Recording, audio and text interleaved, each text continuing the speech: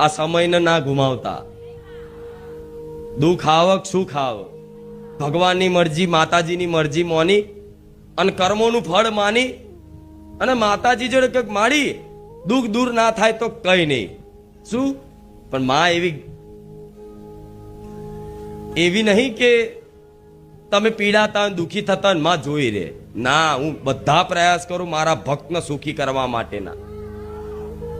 પણ ભક્તનું સુખ કેવું હોય છે? કેવું સુખ હોય? ક્ષણિક સુખ. કેવું? ક્ષણિક સુખ. માં ગાડી, માં ઘર, માં બંગલો, માં માન સન્માન, માં હારું હોના દોરા આવી જાય, માં સમાજમાં વાહ થઈ જાય, માં હું મોટો નેતા બની જાઉં, માં હું મોટો અધિકારી બની જાઉં, માં હું આવો બની જાઉં, માં હું આવો બની જાઉં. પણ કોઈ એવું નહીં કહેતું કે માં હું તારો ભક્ત બની જાઉં. એવી કૃપા કર.